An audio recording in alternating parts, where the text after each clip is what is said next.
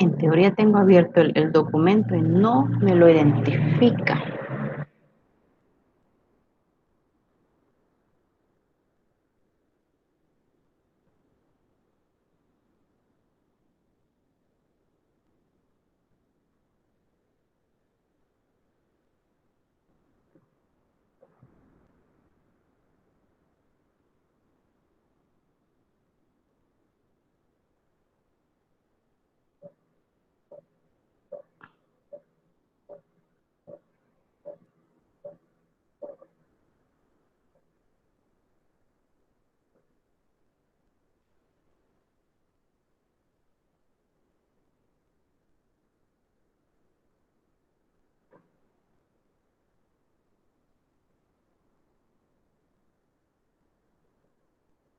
No me está dejando proyectarla. No me lo identifica.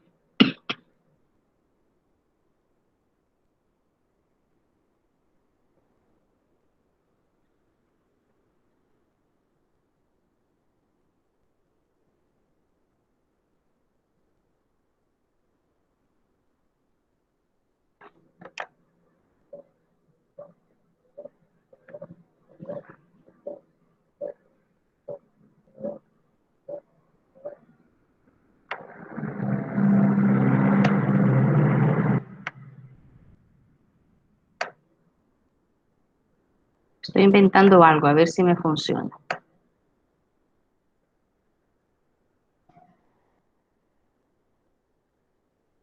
Hoy creo que sí.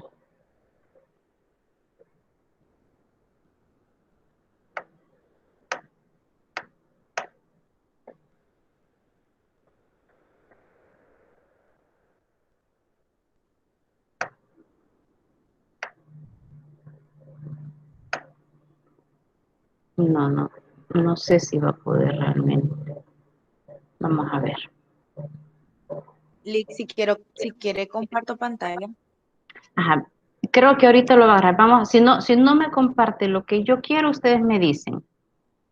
¿Ven ahí algo? Sí, ya se ve.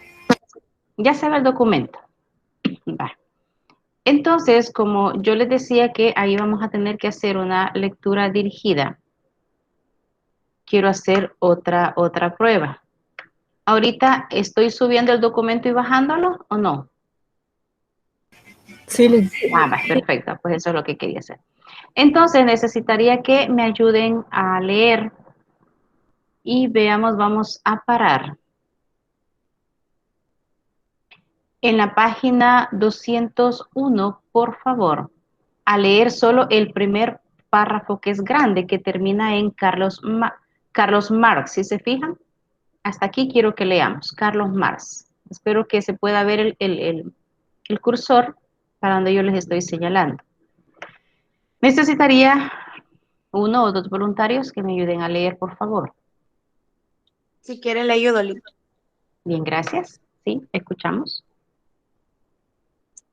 En la dificultad que plantea la filosofía kantiana, los discípulos inmediatos del gran maestro alemán tomaron el partido que está más de acuerdo con el espíritu del racionalismo.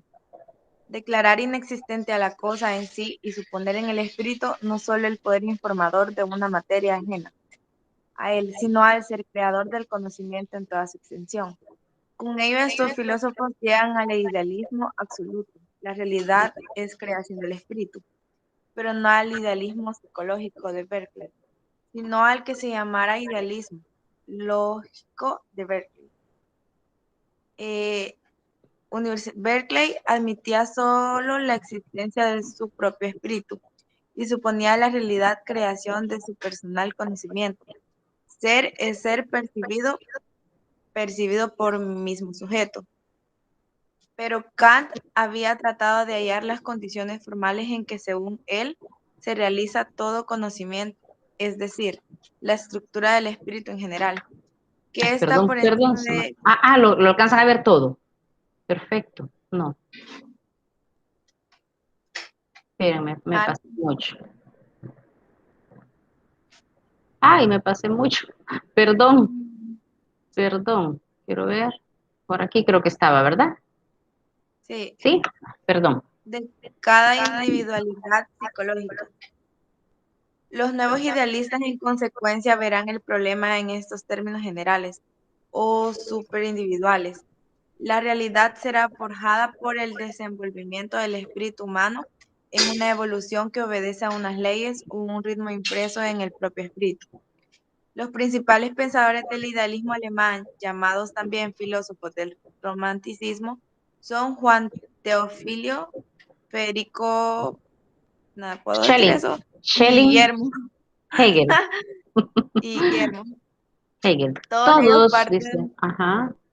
de lo que llamaban una intuición trascendental o visión inmediata de un absoluto. Esto es, de una realidad primaria existente por sí, que se identifica con el espíritu. Cada uno de estos filósofos interpreta, sin embargo, de manera distinta a esa realidad primaria, de acuerdo con su propio temperamento. Este absoluto crea o engendra de sí cuando existe en un proceso de actividad que varía también de acuerdo con la prueba concepción del espíritu en cada uno de estos filósofos. No solo el conocimiento, sino la realidad toda y la historia del mundo de los hombres se explican por las fases de este autodesarrollo del espíritu. Fichte, 1762-1814. Es un hombre de actividad, un moralista y un político. Suyos son los famosos discursos a la nación alemán que levantaron el espíritu prusiano frente a los ejércitos triunfantes de Napoleón. Parte Fichte de la intuición trascendental de un yo absoluto. Este será para él la realidad primera, absoluta, que se crea y explica por sí misma la esencia de este yo. Es para Fichte actividad. Actuando, crea el yo algo en cierto sentido ajeno a sí mismo. La realidad material que Fichte llama el no yo. Obrando sobre este no yo, superándolo en sucesivas acciones y reacciones. Se desarrolla la vida espiritual del yo, que es siempre un hacer, una empresa práctica de redención y superación. Sigo. Si quiere que alguien le ayude, por favor. Sí, por favor. Van con Schelling. Sí, ¿Quién quiere seguir?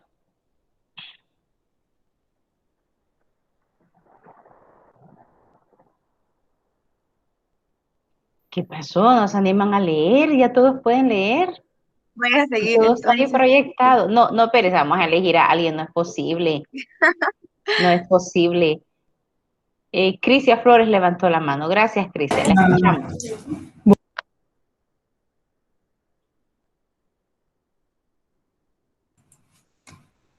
Vamos, es Schelling, 1755-1854. En cambio, es un temperamento artístico, un poeta, parte de lo que él llama la intuición genial de un absoluto, que es belleza, comprensión y armonía. Se opone a Fichte en su consideración de la naturaleza material como algo negativo y opuesto al espíritu, un no yo. Antes, al contrario, la naturaleza parece Schelling como animada y vivificada por la más sutil inspiración del espíritu. Materia y espíritu son creación del absoluto, que obra así según la ley de armonía, que es la superación del ovario. Hegel.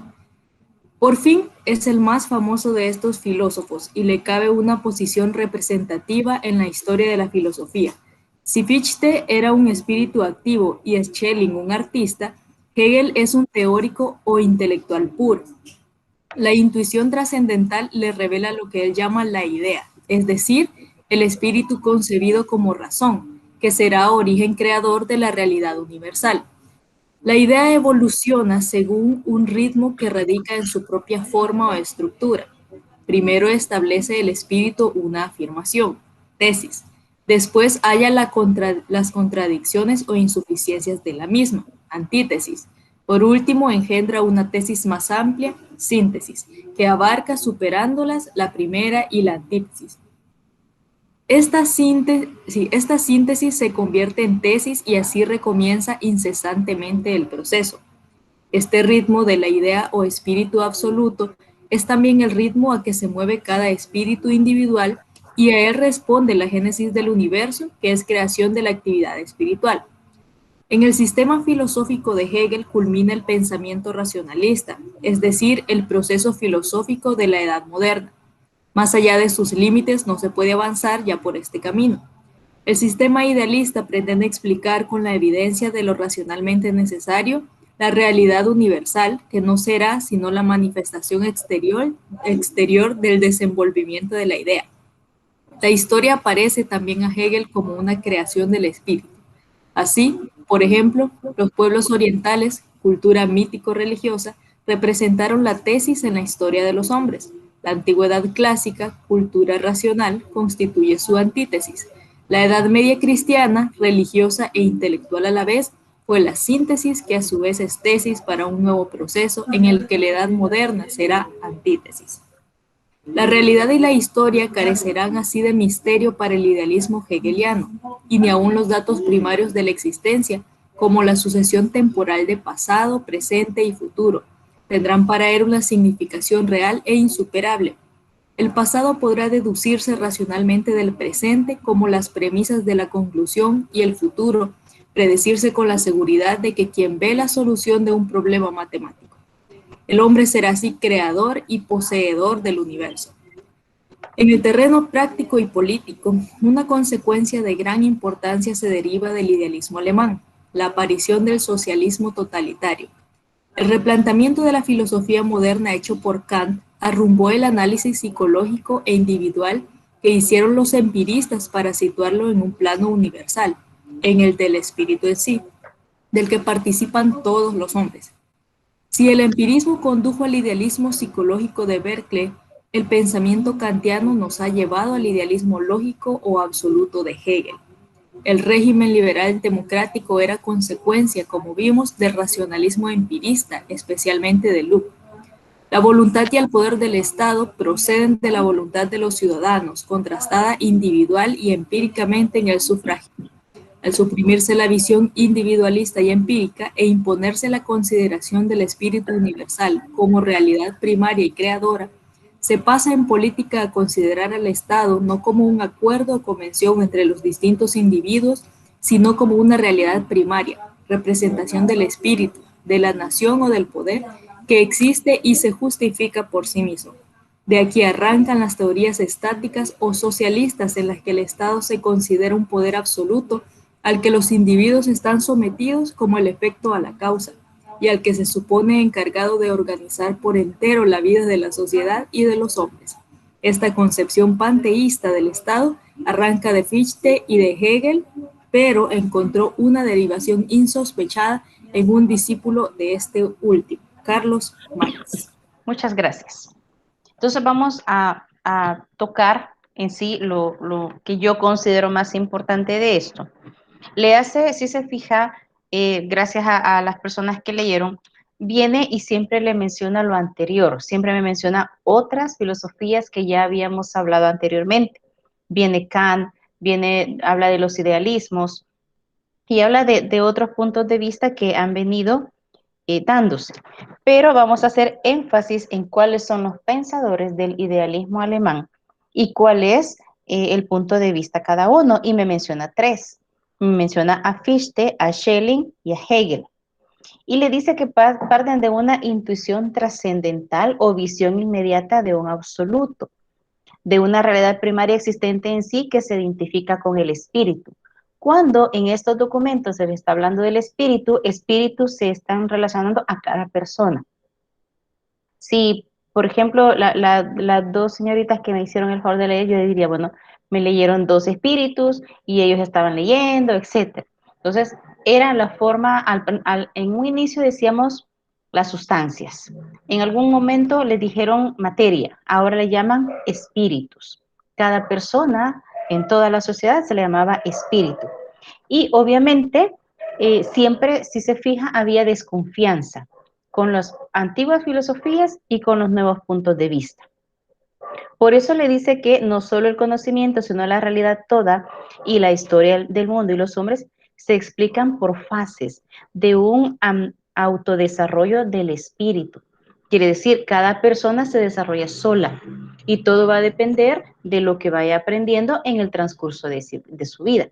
Y eso tiene una gran lógica, porque si nosotros nos comparamos, o usted se quiere comparar, por ejemplo, con sus vecinos de su edad, con los primos que pueda tener familiares de su edad, no son iguales. Cada uno tiene su forma de ser, su forma de conocer, cada uno tiene sus conocimientos específicos y entonces, ¿dónde lo han obtenido ellos? De todo lo que les ha permitido estudiar, que antes se le llamaba filosofía.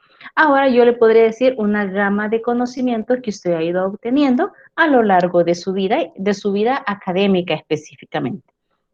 Y viene Fichte. Fichte es uno, yo siento que dentro de lo del idealismo racional, alemán. Él fue muy radical, porque él habla y en alguna medida nos da risa. Yo creo que ese yo y no yo lo hemos escuchado en más de alguna caricatura, ¿verdad? Él decía, ¿quién es el yo absoluto? La persona misma. Quiere decir que de ustedes, de todos los que están en clase, ahorita porque tengo la pantalla partida a la mitad, no puedo ver ahorita cuántos están conectados en la clase. Supongamos que son 13, como 13 había dejado yo cuando comencé a compartir. Yo les puedo decir, hay 13 yo recibiendo esta clase, ¿verdad? Pero si me refiero, por ejemplo, específicamente a Jennifer, Jennifer tiene, si somos 12, por ejemplo, por todos, Jenny tiene 11 no yos que la están acompañando en la clase. Explicado de otra manera, para Fichte, el yo era la persona y el no yo era todo lo que esté fuera de la persona. ¿Qué no yo tengo yo alrededor mío? Les podré decir, por ejemplo, el documento en físico, el libro. Tengo una taza, tengo un vaso, tengo una taza no yo, un vaso no yo, un libro no yo. Entonces, no yo para Fichte es todo lo que lo rodea a la persona y la persona es el yo absoluto. De ahí viene el otro representante del idealismo alemán, que es Schelling, y le dice que él es un artista y un poeta. Aunque no tenga vida Luis Alberto, Fichte le llama no yo a todo, tanto a los seres con vida, ya sean animales o seres humanos, o seres inertes, como las cosas que nos rodean. No yo es todo lo que está fuera de mí, y yo es la persona misma. Mi nombre, Edu Vigi, yo soy mi yo, y todos ustedes, con todas las cosas que no tienen vida y me rodean, son mi no yo. Y entonces Schelling ya habla de una intuición genial, de un absoluto, y él se va a la armonía y la belleza. ¿Por qué? Porque le dice que es un artista. Y entonces para él habla de todo lo bello que el ser humano puede inspirar, o todo lo que inspira al ser humano. Yo no sé ustedes, pero yo admiro mucho aquellos escritores de canciones, pero aquellas canciones que tengan lógica, que no son vulgares y hablan de realidades o son románticas. Y me gusta a veces escuchar las historias de las canciones, principalmente cuando el artista está en concierto. Ellos son cantautores. Ellos explican qué los inspiró a escribir determinada letra de una canción. Entonces a eso se refiere la armonía que existe entre la naturaleza y la persona misma. Es de admirable. Cabe destacar que no todas las personas tenemos esa armonía y esa inspiración. Habrá personas, todos los días tenemos atardeceres bellos en el cielo, pero yo me atrevería a decir que no todas las personas se detienen a observar un atardecer, porque se ven envueltas en la rutina y en el trabajo y en todas las ocupaciones que cada uno tiene. Yo diría que la mayoría de las personas que se detienen a ver un atardecer casi siempre es en la playa, porque en la playa es donde ya ven, y si se quedan a dormir dicen, la luna, qué bella está la luna. Y luna tenemos todos los días, a menos que llueva, ¿verdad? Entonces, hay personas que son armónicas, que se inspiran en la belleza todos los días o más que otras. y otras a lo mejor solo cuando se toman ese tiempo o ese espacio de vacaciones, de un paseo, que se detienen a hacerlo. Y entonces ahí deriva Schelling su idealismo alemán. Para él es, diríamos que un poquito parecido a San Francisco de Asís, admirar la belleza, ver qué armonía tiene, desde las canciones, diría yo, porque yo soy una de las que critico muchas de las canciones nuevas. Los ritmos son pegajosos, los ritmos son bonitos y la gente se comienza a mover, pero cuando le ponemos atención a la letra da miedo, ¿sí? Porque son vulgares, son irrespetuosas, mucho más para la mujer que para el hombre. Y yo siento que no tienen armonía. Pero si me voy a canciones a lo mejor de la juventud de mi mamá, o a lo mejor las canciones que todavía yo logré escuchar de los artistas mayores, las letras son más armónicas. Hay canciones que usted puede decir, si usted siente que le relaja, pero cuando al menos yo voy en el vehículo con mi hijo menor, yo siento que el corazón me sube cada vez aquí, ¿verdad? Y no he tenido más que, bueno, si no puedes contra el enemigo, únetele, ¿verdad? Entonces mejor me pongo a cantar a la par de él. Entonces yo le digo, yo me he aprendido tus canciones feas porque te llevo a la par, ¿verdad? Y cuando los hermanos no molestan, claro que le ha pasado. Y cuando los hermanos no molestan, ¿qué canciones las que escuchan? Ah, y si esta mamá se las puede. Sí, yo no me las puedo porque ni modo, ¿verdad? Pero no le veo yo armonía, no sé ustedes. Entonces, Schelling le apuntó todo a la armonía. La armonía es la que va a inspirar al espíritu. La belleza es la que va a admirar, a inspirar al espíritu. Si lo vemos en otro punto de vista, no en paisajes, no en canciones. ¿Qué armonía, qué belleza le inspira a usted a estudiar cada día, a estar cada día en estas clases? Y ya estamos ya la próxima semana, inician los parciales y usted le va a dar con todo, yo sé, a todas las materias. ¿Qué lo inspira? La belleza y armonía de tener su título algún día, de decir cada ciclo, ciclo aprobado limpio, ciclo en que el pasé. Y cada ciclo que usted va a ir aprobando es un tiempo menos para estar más cerca de su título. Eso es lo que lo inspira. Entonces, esa es su armonía, esa es su belleza, eso es lo que a usted le da. Y a lo mejor en algún momento va a toparse con algunos amigos que lo critiquen. No, es que vos sos un clavado, no sos una clavada que miran parciales, pero no, hombre, si todo es en línea más fácil, vámonos a pasear. Y usted, alguien le dice, no, la verdad que prefiero concentrarme. Eso es lo que lo inspira a usted. Y entonces, no es lo que inspira a todo mundo, porque a alguien, por ejemplo, le podrá inspirar que como es jueves de amigos y se va a pasear aunque tenga parcial. No es ese tipo de armonía y que él me diga, es que mira, le dice eso a mí, me inspira, yo me siento vivo cuando estoy ahí. Lo inspirará, se sentirá vivo, pero no avanza. Y aquí todos los filósofos, si usted se fija en un pensamiento, al menos equivocado o no, ninguno le incitó al retroceso al ser humano. Todos lo han incitado al progreso, a seguir avanzando. Y entonces cuando Shelley me habla de la armonía y se va mero platónico y romántico con la belleza, lo está invitando siempre a seguir adelante, no a quedarse estancado. Viene me olvidó quitar el volumen, perdón. Viene otro filósofo, algunos le llaman Hegel, yo le llamo Hegel, ¿verdad? Ahí no importa. Este ya no es un perdón, pero en mi casa hay crisis de tos y creo que ya me la pasaron. Por más que pido aislar cubiertos. Hegel, él ya no es un romántico, él ya no es un artista, le dice que es un teórico e intelectual puro. Yo me lo imagino quizás como aquel tipo de persona que no admite distracción más que estar metido su cabeza en los libros, porque le llama teórico e intelectual puro. Todos podremos ser intelectuales, pero yo podría asegurar que ustedes y yo no pasamos con la cabeza entre los libros día y noche, desde que comience el día hasta que finalice. Me imagino que Hegel sí. Y había otro, Santo Tomás era otro, y no me recuerdo cuál era el otro de los que hemos leído, que se los determina así, como personas metidas a, era Descartes, creo, porque Descartes es el que lo describía como una vida sedentaria, pero una mente muy activa. Gracias por confirmarme. Una mente muy activa. Entonces, ellos eran teóricos, teóricos puros, ¿verdad? Y entonces él habla él se va con una idea. Y en alguna medida, cuando lo analicemos, se va a dar cuenta que su forma de pensar coincide justo con la de Descartes. Los dos quizás intelectuales puros, que podríamos decir. Porque él me habla de una tesis, de una antítesis y de una síntesis. Fíjense, no es antitesis, es antítesis. ¿Qué es una tesis? Es una afirmación. Yo lo voy a centrar, por ejemplo, en una investigación. Me recuerdo que puse a unos alumnos y fue algo que investigamos.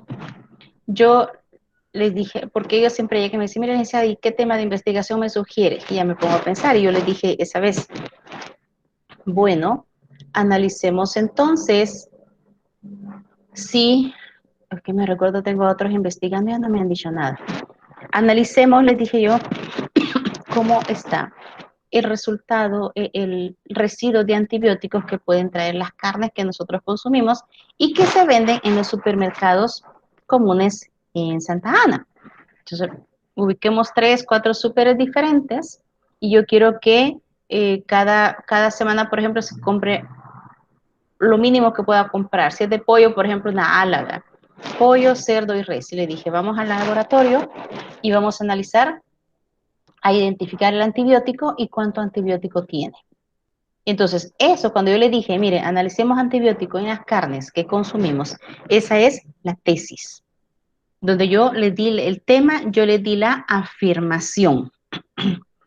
¿Cuál es la antítesis? Le habla de contradicciones o insuficiencias de la misma. Es cuando ellos se fueron al laboratorio y comenzaron a analizar, por decir algo, compraron esa semana en el Selecto Despense de Don Juan, si fueron 2 súperes, ellos compararon de pollo, cuál de los 2 pollos, por ejemplo, tenía más antibiótico, cuál de las 2 carnes de res tenía más antibiótico y cuál de las carnes de cerdo tenía más antibiótico. Y ahí vienen las contradicciones.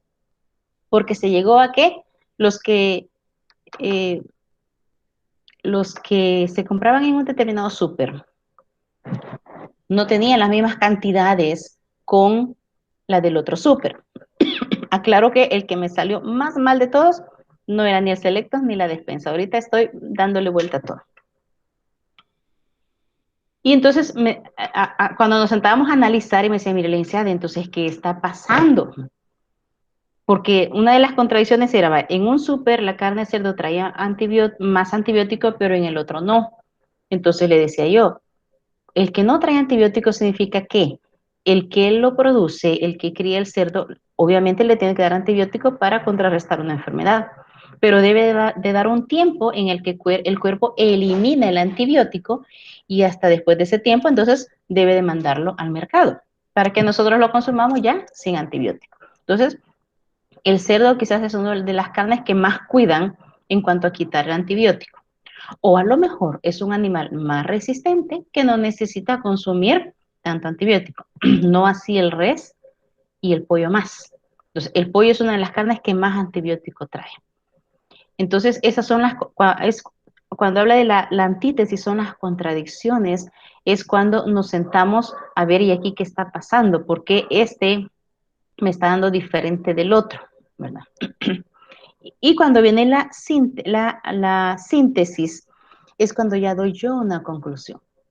Ya me siento y explico, miren, el súper, por ejemplo, me está vendiendo este tipo de carnes con este antibiótico. Mi consejo es que no compren ahí, o en el otro súper, este está más o menos, no es que esté bueno, pero está mejor que el otro, entonces podrían comprar ahí. Cuando terminamos esa defensa, porque los jóvenes defendieron, se llegó a la conclusión fue esta. Porque alguien preguntó, alguien obviamente que no era químico, levantó la mano y dijo, mire, ¿y qué tiene si trae antibiótico o no? Entonces le dijeron los jóvenes, si nosotros estamos consumiendo antibiótico en las comidas, cuando nosotros vengamos a tener una infección y nos receten antibiótico cualquiera, nuestro cuerpo va a tener resistencia a ese antibiótico. Y si tanto lo estamos consumiendo, va a llegar un momento en que ningún antibiótico nos va a funcionar con la enfermedad que nosotros tengamos. ¿Quiénes son los dañados al final? El público, el que esté consumiendo eso. Esa fue la raíz. Ahorita tengo a otros estudiantes analizando las margarinas, igual en los súperes, pero diferentes tipos de margarina, porque algunas dicen libres de grasas trans. Entonces le digo yo, vamos a analizar cuántas grasas trans traen, porque que traen, traen. Que me digan que no traen es mentira. Entonces, no sé qué conclusión me va a arrojar al final esa investigación que están haciendo los jóvenes. Pero la investigación final, cuando ya se da la conclusión y las recomendaciones, esa es la síntesis. Cuando yo estoy a medio camino obteniendo los resultados que los analizo y me habla de contradicciones, ahí estoy en la antítesis. Y en la tesis es cuando yo me formulo algo. Ahora, si ya yo lo señalo o lo quiero, ese ejemplo, meter en esta materia, por ejemplo, en los temas del tercer periodo, ¿cuál sería la tesis? La tesis sería temas del tercer periodo. Y luego viene usted a leer, a estudiar y usted dice, este filósofo se parece al otro, este se contradice con el otro. Este anda perdido. Usted está en el análisis, usted está en las contradicciones y en las insuficiencias. Cuando usted dice, este filósofo está bonito lo que puso, pero andaba perdido, usted está señalando las insuficiencias de ese filósofo. Usted está o va a estar en la antítesis. ¿Cuándo va a estar en la síntesis? Cuando usted ya tenga clarificado qué le dice cada filósofo, qué es lo que realmente hoy nos está sirviendo y lo estamos poniendo en práctica y qué es lo que no. Hasta aquí, ¿no he dejado perdido a nadie? No, ¿Vamos? Vale. Porque de los tres filósofos, este es el más, como es el intelectual puro, es el más elevado, podríamos decir, el que yo tenía que explicar con más detenimiento. Porque de ahí le explica, ¿verdad? La antítesis, dice, síntesis, etcétera, con la antigua clásica, con la Edad Media. Yo creo que eso me los pierdo, porque ni ustedes ni yo somos unos filósofos puros. Mejor nos vamos a los más. Le dice por ahí que el idealismo alemán es como la primicia de un socialismo totalitario. No vamos a alcanzar a ver lo que es el socialismo. Algunos países tienen el socialismo, pero ¿cuándo es el socialismo? Cuando después de Carlos Marx. Marx es el que me propone el marxismo, que es lo que se vive, por ejemplo, en Cuba. Mismo sueldo para todos, no importa si es un barrendero o es un médico o es un licenciado, mismas prestaciones para todos, etcétera, todo igual. Pero en el caso de Carlos Marx es impuesto. Bueno, voy a tener el mismo sueldo, es más, allí quien estudia algo va a un análisis, a un estudio psicológico y le dice, mire, usted está listo para estudiar tal carrera o esta, pero usted de estas dos o tres opciones que le da, solo eso puede estudiar. Entonces, en el caso de Carlos Marx, el marxismo es impuesto, todos iguales. En el socialismo no. En el socialismo la gente ya está convencida que es lo mejor para vivir en sociedad. Y si a él están pagando, a un licenciado, por ejemplo, le están pagando el mismo sueldo que un paletero, por decir algo, él está contento y convencido que eso es lo mejor para la sociedad. En el marxismo es impuesto, pero el socialismo es, la gente está ya convencida, ya no reclama, ya no hace sindicatos ni revueltas. Repito, no vamos a ver ninguno de esos dos sistemas políticos, pero de aquí arrancan, de aquí parten. Y le dice que si el empirismo condujo al idealismo psicológico de Berkeley, se recuerdan que hablamos del idealismo de Berkeley, el pensamiento de Kant nos ha llevado a un idealismo lógico de Hegel. Los dos, Kant se orientó bastante al buen comportamiento, a la moral, a lo lógico. Y Hegel me está tirando a lo lógico, pero ya del análisis intelectual, más académico, ¿verdad? No sé si hasta aquí estamos bien. Y entonces yo le pediría a alguien más que leamos lo que falta. Ya no es mucho lo que falta. Está ahí proyectado. Yo veo que a ustedes quizás les sale toda la pantalla. A mí donde me sale cortado y por eso es que lo muevo. ¿Quién me hace el favor de continuar?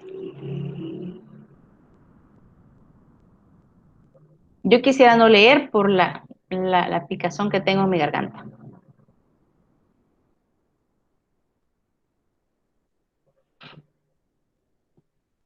Bien, lo voy a hacer yo y Listo. dígame, Luz. Si quiere, hasta el final, ¿verdad? Sí, por favor, hágame el favor. Marx, así se lee, Sí, Marx. admite en la historia las mismas fases dialécticas de la idea hegeliana, perdón. Hegeliana. Tesis, antitesis y síntesis, pero sustituye la concepción intelectual del absoluto por otra de carácter económico-material.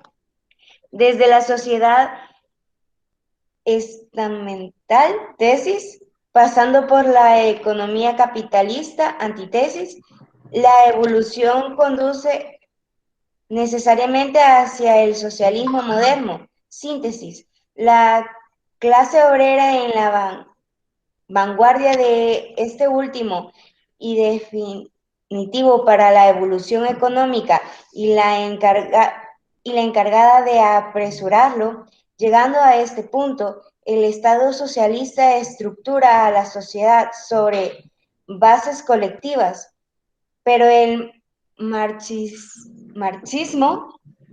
o marxismo, no sé, Sí, por su extraordinaria influencia histórica, merecerá consideración aparte.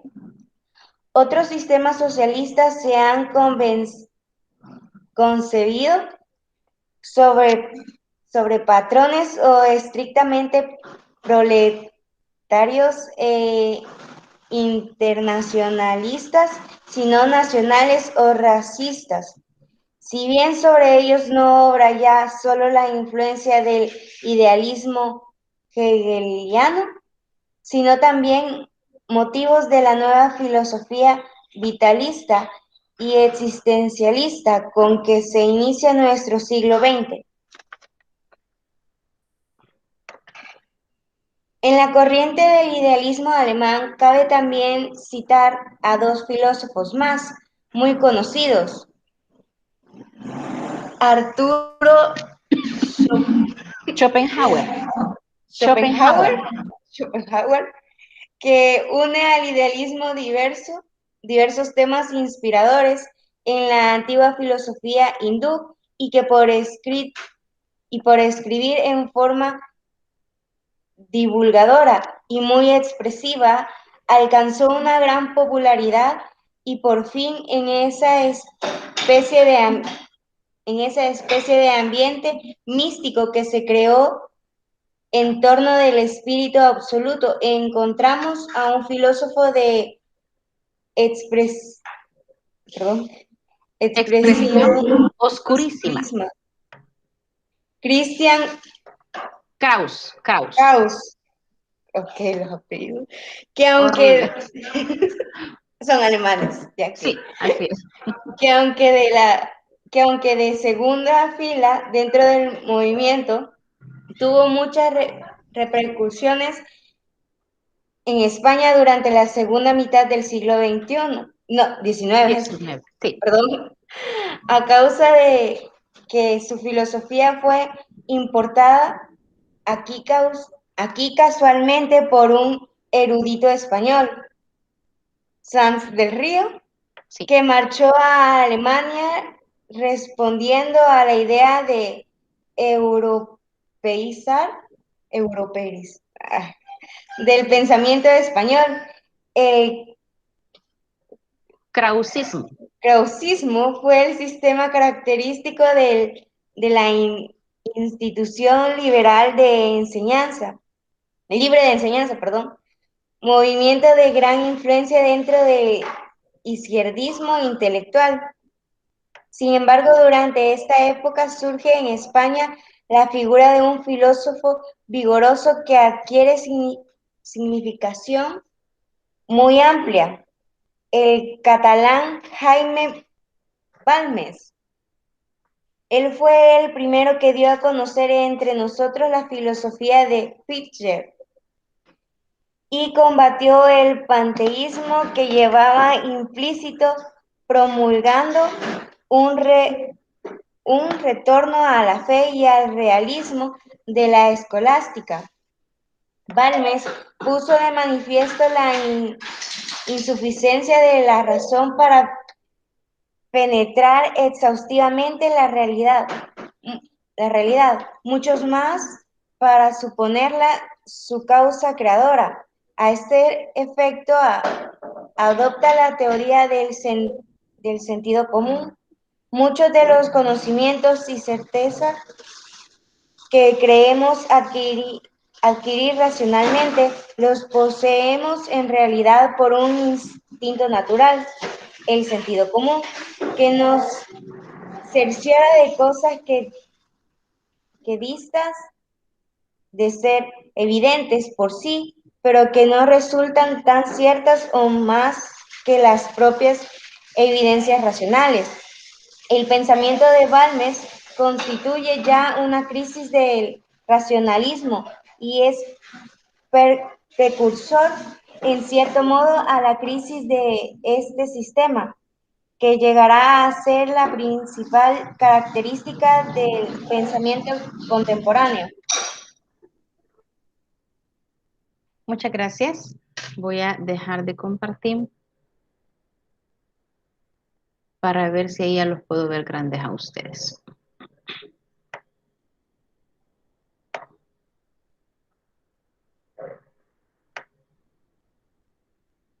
Hoy sí. Entonces, vea, cuando siguieron leyendo un poquito y siguió comenzó a leer Luz de María, vuelve a hablar de Marx y le dice que su teoría va más que todo a la economía, va de la expropiación. Nadie es dueño de nadie y se va a que todos son iguales y los sueldos van a ser iguales. Entonces, la teoría de Marx es netamente económica. Tanto así que le dice, bueno, y él le dice, nos vamos a la tesis, se apoyó en Hegel, la tesis a la antítesis y la síntesis. Pero le dice, esto necesita otro apartado aparte, quiere decir, hay un tema específico solo para estudiar a Carlos Marx, que no vamos a llegar a verla, pero dice Marx, que su teoría económica va a dar origen al socialismo. Y si eso fuera un sueño o fuera buenísimo, Cuba, por ejemplo, que es el país que muchos más problemas sociales le hemos conocido, a lo mejor por estar mucho más cerca de Centroamérica. ¿Cuántos años tiene de estar en el comunismo? En el comunismo iniciado por Carlos Marx. Años, años. Si tan bueno hubiese sido el comunismo, hace muchos años también que ellos hubieran pasado al socialismo, donde ya todos viven contentos porque están tratados todos por igual. Y no nos vamos a entretener en ello, solo acuérdese que el socialismo para Carlos, el comunismo o la teoría de Carlos Marx es netamente económica, basada en el pensamiento de Hegel, que esa debería de dar origen al socialismo. Nada más lo que nos interesa, eso de aquí. Y me habla de otros dos representantes del idealismo alemán, y el primero es Schopenhauer. Schopenhauer se hizo famoso porque, bueno, él prodigaba o se inspiraba en la antigua filosofía hindú. No vamos a estudiar ahorita cuál es la filosofía hindú, pero lo que me explica es que él su teoría, sus puntos de vista o los escritos que él logró explicar, lo hacía en un lenguaje popular, un lenguaje que todo el mundo entendiera, no era un lenguaje elevado.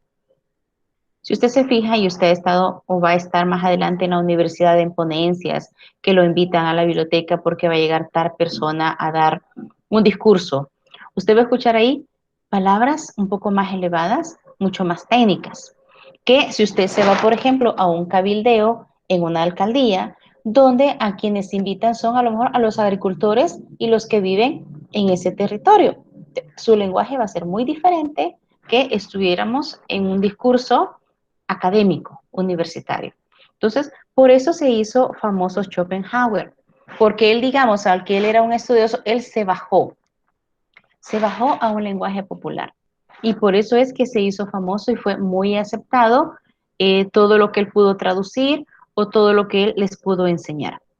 Y luego viene Krauss. Krauss le dice que es un filósofo de expresión oscurísima. Quiere decir que ¿a quién leeremos oscurista ahorita? Tal vez a alguien que le pone un no a todo lo que ha visto antes y da su punto de vista. O alguien cuyos pensamientos tal vez ya no son tan cerca de la moral, tal vez ya no están cerca de Dios.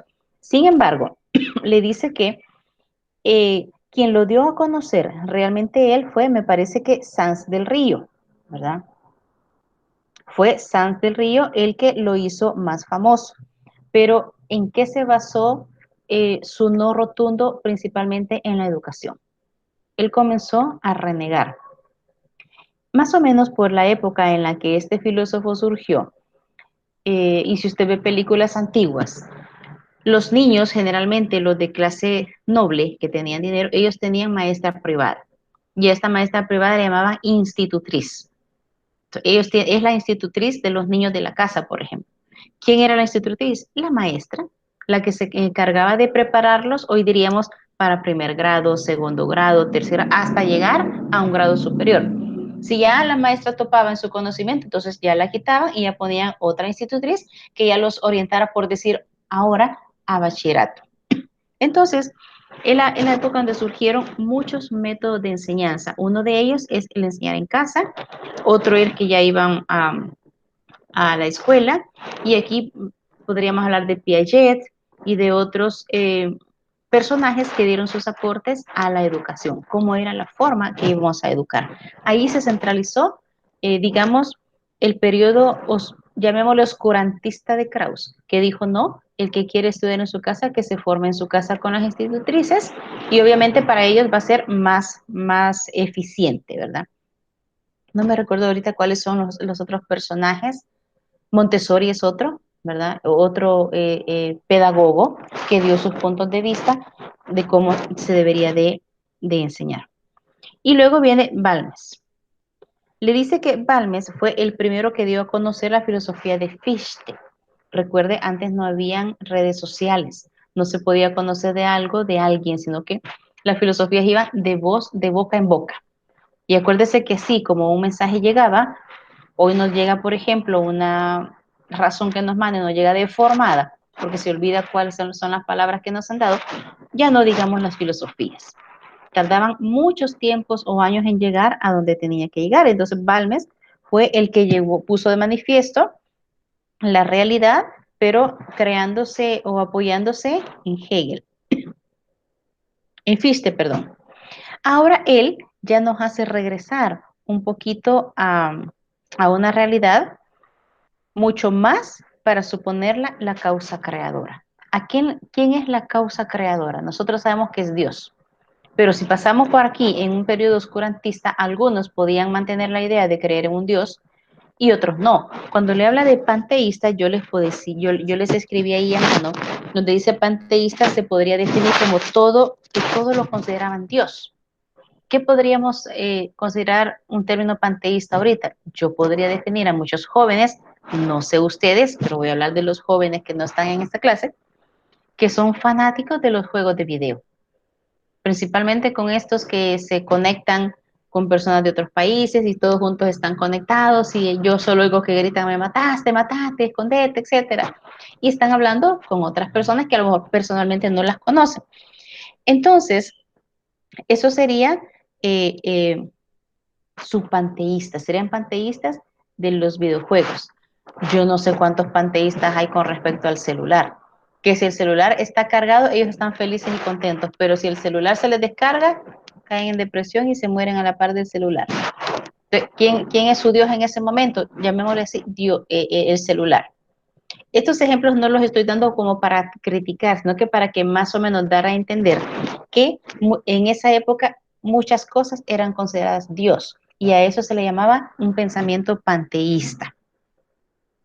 Pero Balmes ya me habla de un sentido común. Yo creo que usted ya ha escuchado hablar del sentido común. A más de alguna persona ha escuchado que reprende a otro y dice que no tenés sentido común. O por sentido común tenés que hacer tal cosa. No sé si me comparten algunos ejemplos donde han escuchado un llamamiento al sentido común.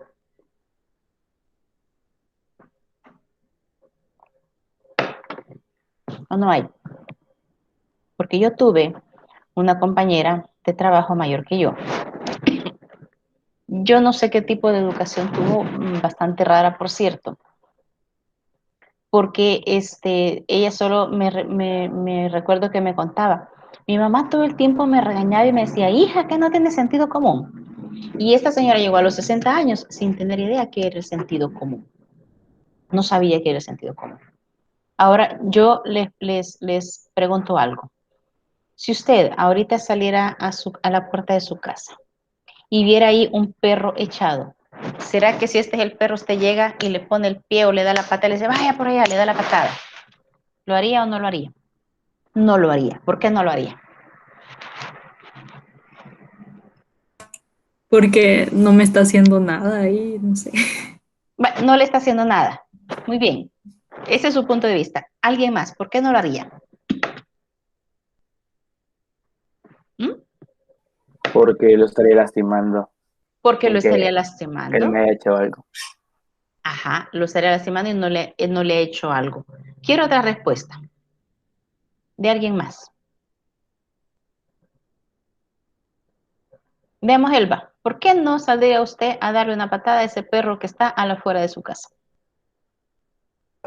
Bueno, en mi punto de vista, porque me gustan mucho los perritos y no fuera capaz de lastimarlo. Ajá, hablan de lastimarlo. Fíjense, nadie me habló que el animal los podía lastimar a ustedes, pero puede pasar. Ujú. Entonces me dijeron, "Vaya, no me está haciendo nada, no tengo por qué pegarle". Eso es sentido común. Ujú. O me dijeron, no tengo motivos para lastimarlo. Eso es sentido común. Allá me dijeron, me gustan los perritos y entonces yo mejor los cuido y no los maltrato. Eso es sentido común. Cuando usted entra a un lugar, eh, en la universidad yo sé que eso no es problema. Entra y le dice buenos días, buenos días. Pero usted entra a un lugar, yo me imagino que lo primero que hace es saludar. Buenos días. Eso es sentido común. Quiere decir, las acciones que nosotros hacemos porque hay algo en nuestro interior que nos dice que hay que hacerlo. No le llame educación, no le llame formación en casa, no. Hay algo que en el fondo, como ley natural, por ejemplo, cuando ya sabemos distinguir lo bueno y lo malo, nosotros ya sabemos cómo nos vamos a alejar del mal y cómo vamos a acercarnos al bien. Eso es sentido común. Ahora ya no le llaman, por ejemplo, una inspiración, ya no le llaman que por ley natural tú sabes que tienes que portarte bien, no lastimar a los animales, respetar o saludar cuando llegas.